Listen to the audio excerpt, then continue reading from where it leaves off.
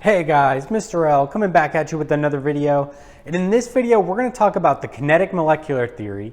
We're going to talk about real gases, Graham's law of effusion, the difference between diffusion and effusion, and then the corrections to the ideal gas equation based on our volume terms and our pressure terms called the van der Waals equation. So let's get into this video.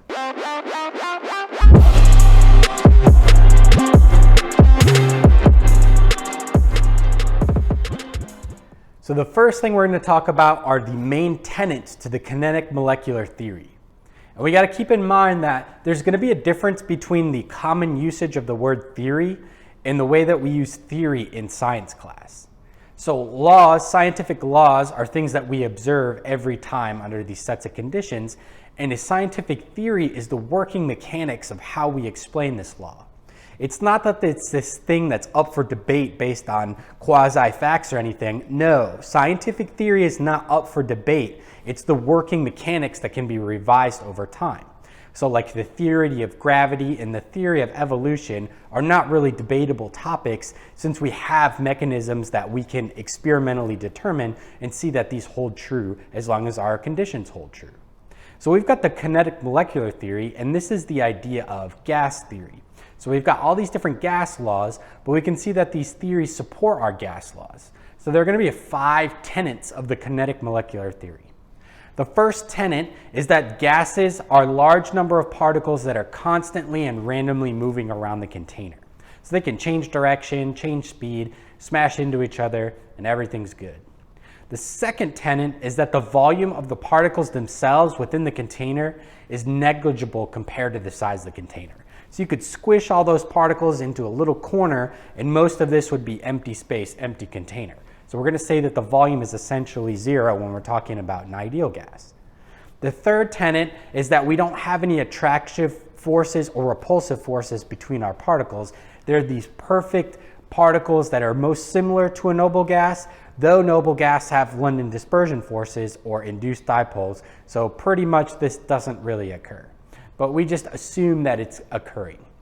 The fourth tenet is that energy can be transferred from one particle to another when they smash into each other, but the average kinetic energy within that sample is going to be based on the absolute temperature. So temperature is really going to determine the kinetic energy of that gas. And as the temperature goes up, which leads to our fifth tenet, as temperature goes up, the kinetic energy is going to go up. And we're going to see this based on our root mean square speed later in the video. So the next thing we're going to talk about is the idea of this speed distribution curve based on these different probabilities and temperatures. So at the top of the curve, at the very tippy top, this is going to be your most probable speed that you're going to find that gas going. You're going to have some going very slow, some going very fast, but the bulk of them are going to be at the tip of the peak. Most of these are going to have some tailing occurring, so we're going to have an average speed. And the average speed is going to be pulled to the right due to that tailing effect. And then the last one is the root mean square speed, and this is going to be associated with kinetic energy. So we've got the equation root mean square speed is equal to the square root of 3RT over the molar mass. So 3 is just a constant. R is the gas constant, but it's going to be the one that has to do with energy. And this is 8.31 joule per mole Kelvin. So it's going to be important that when you're dealing with root mean square speeds, that you use the correct gas constant from your formula sheet. Temperature needs to be in Kelvin in order for these Kelvins to cancel out. And remember, it's based on absolute temperature, which is the Kelvin scale.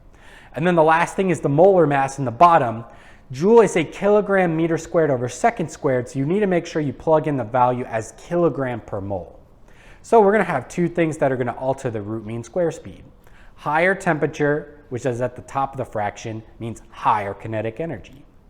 And bigger molar mass, and that's at the bottom of the fraction, so that's going to be leading to lower kinetic energy with a bigger molar mass. So you could see some speed distributions. The one with more molar mass is going to be moving slower than the one with higher molar mass. The next thing we're going to talk about is the difference between effusion and diffusion. If you've taken biology, you're probably used to hearing diffusion, which is the spread of a substance throughout another from high concentration to low concentration. Effusion is the escape of a gas through a tiny hole, like if you pop a balloon. We can measure the rate of this effusion by using Graham's law of effusion, which relates rate 1 to rate 2 based on their molar masses. And you got to remember that the lower the molar mass, the faster the rate is going to be.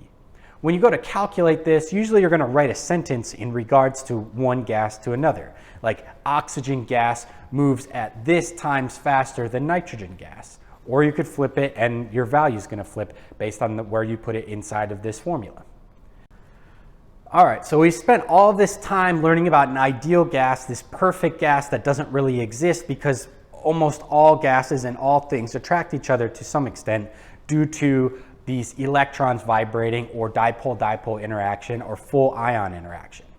So we're going to have some real gases. Real gases have real attractive and repulsive forces. They really take up volume within the container. So yes, we had this kinetic molecular theory tenets based on this ideal gas, but we're actually going to have real stuff in the real world that's going to interact with each other.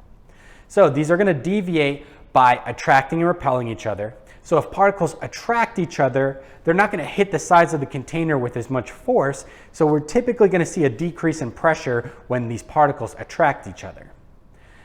They're going to really do this under low temperatures or high pressures. When these particles are squeezed together, their attractive forces are going to be more pronounced. So you can adjust for these using the van der Waals equation.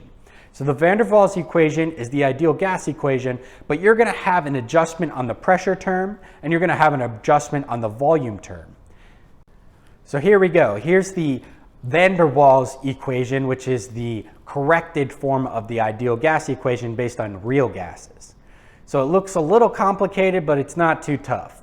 So you've got P plus N squared A over V squared. This is a correction to the pressure term, and this is correcting due to those attractive and repulsive forces between actual particles. Then you're going to multiply that by V minus NB. B is the corrective term for the volume because particles actually do take up space, so it's not that the volume of a gas is zero. And that's going to be equal to nRT, just like the rest of the ideal gas equation.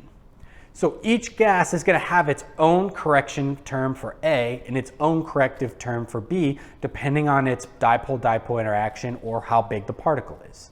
So there it is, you guys. There's the video on the kinetic molecular theory, effusion versus diffusion, Graham's law of effusion, the idea of a real gas, and the van der Waals equation to correct the real gas. So if you found this video useful, smash the like button, subscribe, send it to your favorite cheese, send it to your favorite element, and we'll see you in the next video.